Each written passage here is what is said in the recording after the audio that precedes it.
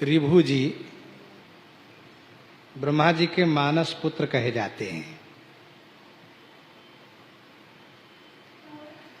इनके बारे में कथा यह भी है कि श्री ऋभु जी जब आत्म तत्व को समझ करके भक्ति पारायण हो करके विचरण करने लगे तो एक दिन श्री शंकर जी के मंदिर को रास्ते में देखा और जैसे देखा इनके मन में इच्छा हुई कि पूजा करूं, तो हाथ में फल और फूल था, उन्होंने पूजन किया। तो भगवान शिव आकाशवाणी किए, ऋभु वरदान मांगो। तब इन्होंने कहा आपसे भी जो बड़े हैं उनका दर्शन हमें करा दीजिए। तो भगवान शंकर सोचने लगे अब क्या करें हम। इसी बीच भगवान मंदिर में श्री रघुनाथ जी प्रकट हो गए। तो श्री शंकर भगवान ने प्रकट होकर कहा सुनो हमसे बड़े ये हैं, अब इनका दर्शन कर लिए, अब बोलो क्या चाहिए। कहा बस हो गया, मेरी इच्छा पूर्ति हो गई। इस प्रकार से श्री ऋभु जी विचरणशील थे, आत्मज्ञानी भक्ति पारायण होकर के सदैव विचरण करते थे। हुआ यह, एक दिन श्री पुलस्त जी के पुत्र निदाघ से मिले। निदाघ से मिलने के बाद इनको लगा कि इनको आत्मज्ञानी बनाना चाहिए। पुलस्त जी थे नहीं, तो वैसे ये बताया जाता है कि उनके शिष्य हैं पुलस्त जी के, तो उनके पुत्र भी कहे जाते हैं। फिर इसके बाद इन्होंने निश्चय किया कि इनको आत्मज्ञानी बनाना चाहिए, तो इनको समझाया, आत्मज्ञान में प्रवृत्त किया और इनके साथ विचरण करने लगे। विचरण करते करते काफी समय हुआ, तब ऋभु ने कहा कि अब तुम आत्मज्ञानी हो गए हो, जाओ मेरा आदेश है, पिताजी के पास जाओ, विवाह करो, गृहस्थ आश्रम का अनुपालन करो। गुरु जी की आज्ञा से पिताजी के पास आए और गृहस्थ आश्रम का अनुपालन करने लगे। विवाह हुआ। कुछ दिन के बाद श्री ऋभु जी आए, तो चूंकि काफी समय बीत चुका था इसलिए पहचान नहीं पाए। तो निदाघ ने इनको बहुत प्रेम से भोजन प्रसाद पवाया और पूछा महाराज भोजन का स्वाद कैसा था और आपका आगमन कहाँ से हुआ। तो ऋभु जी ने कहा भोजन के स्वाद को प्राण, मन और जिह्वा रसना ये लेती हैं। अर्थात भोजन के स्वाद का अनुभव मन को होता है, प्राण को होता है, रसना को होता है। प्रश्न जो तुम्हारा है कि आप कहाँ से आ रहे हैं, तो आत्मा सर्वव्यापी है, उसको कहीं से आना जाना नहीं होता है, सब जगह है वे। इसके बाद उन्होंने समझ लिया गुरु जी महाराज हैं और फिर उनको समझाए, आनंद आया और फिर वे चलते भये। फिर इसके बाद काफी वर्षों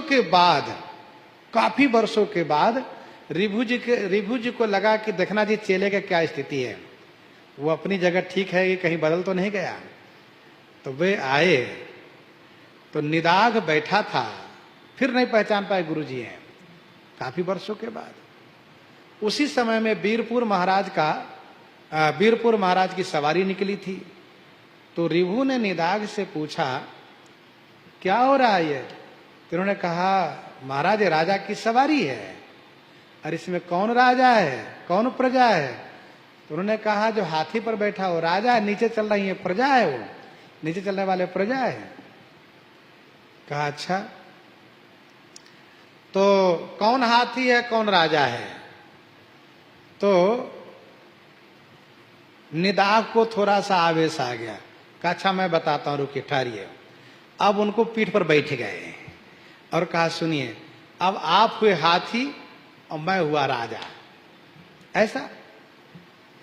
लेकिन धन्य है ऋभु, उनको कोई बुरा नहीं लगा। ऋभु ने कहा बड़ी शांति पूर्वक कहा निदाघ ये बताओ अब तुम कौन हो, मैं कौन हूं। तब निदाघ को लगा के रे ये तो बड़े सहनशील और बड़े महापुरुष है, बताओ मुझे आवेश है, इनको नहीं आया।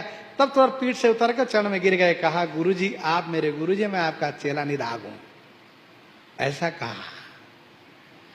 तो इस प्रकार से आत्मदर्शन कराना इनका एक विशेष प्रयोजन था, कार्य था।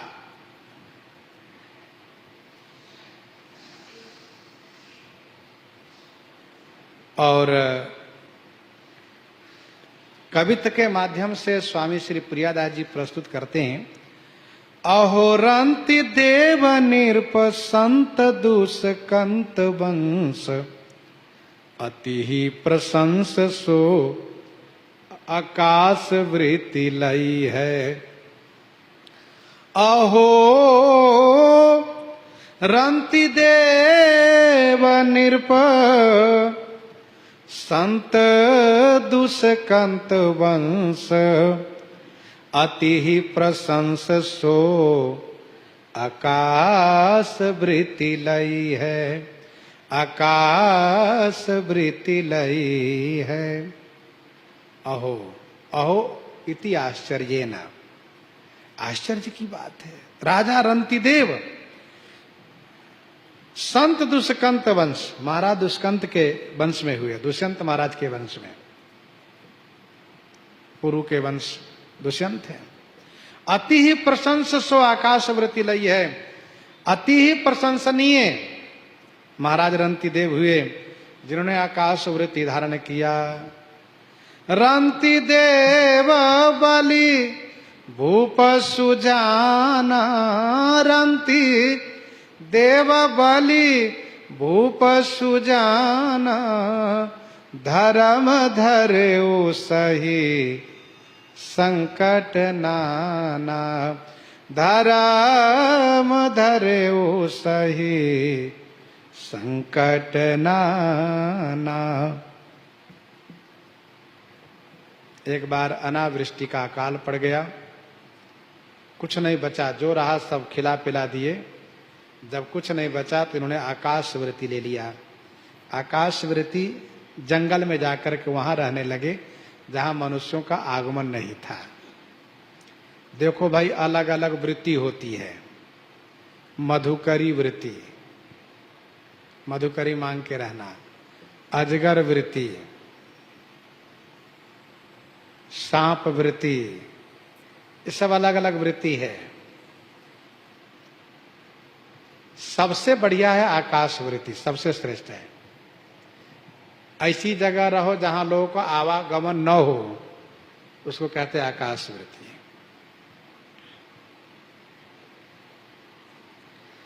भूप भूखे को न देखी सकई, आवे यूं उठाई देत, नेति नहीं करई भूखे, देह छीन भई है।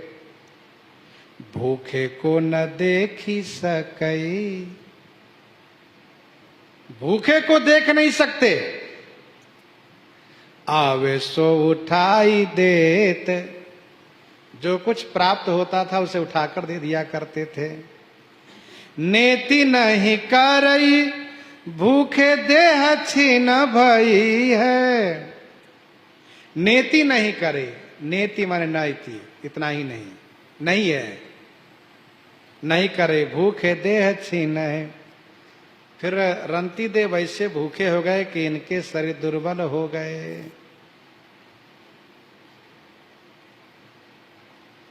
48 दिन पाछे जल अन्न आयो। 48 दिन, 40 8 48, 48 दिन के बाद 39वें दिन इनके पास भोजन प्रसाद आया, जल अन्न आयो। जैसे ही पाने की तैयारी किए वैसे ही ब्राह्मण आ गए। सोच ही रहे थे क्या ब्राह्मण आ जाते तो मैं सेवा करता। और भगवान की माया, भगवान ही विभिन्न रूप में आ गए, ब्राह्मण वेश में आए। उनको संतुष्टि भर पवाए, आनंद आ गया। फिर इसके बाद पानी की तैयारी की है तो शूद्र आ गए। उन्होंने कहा महाराज बड़ी जोर के भूख लगी, आओ भैया, उनको पवाए।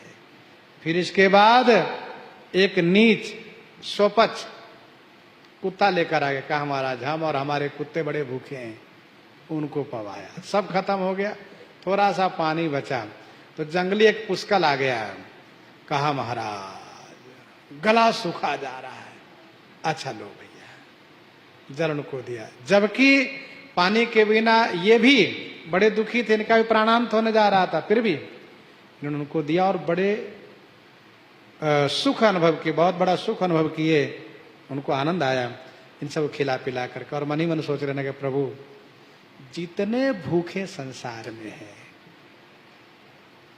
सबके भूख को मिटा दीजिए और मुझे दे दीजिए वो भूख, मैं सबके दुख को ले लूं, सबके दुख को मैं भोगूं। हरि को निहारयूं माज तब आए प्रभु, सब में श्री हरि को निहारे, सब में श्री हरि को देखा करते थे।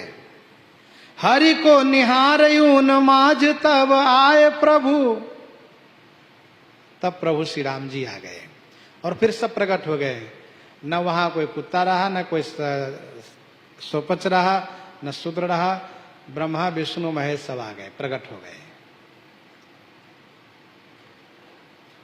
इन सभी देवताओं ने कहा वरदान मांगिए।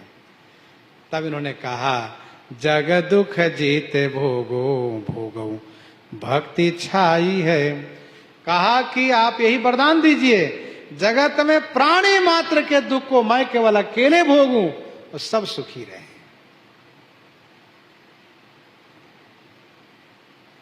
हरि को निहारे उन्माद, सब में भगवान को देखते थे। विद्या विनय संपन्ने ब्राह्मणे गवि हस्तिनी, सुनी चैव सोपाके च पंडिता समदर्शिना, पंडिता समदर्शिना।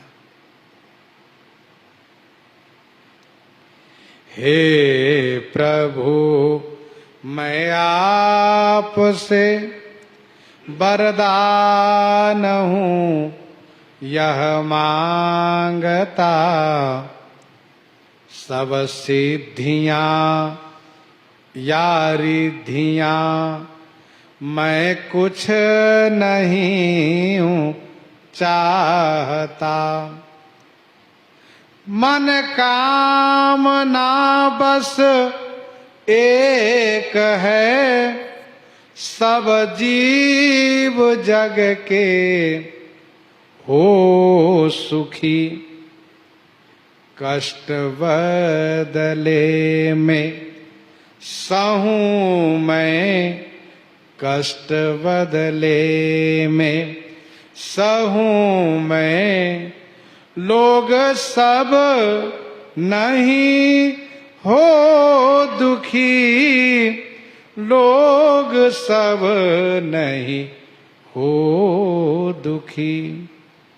दान दीन को दीजिए हरई दर्द की पीर, औषधता को दीजिए जाके रोग शरीर, जाके रोग शरीर।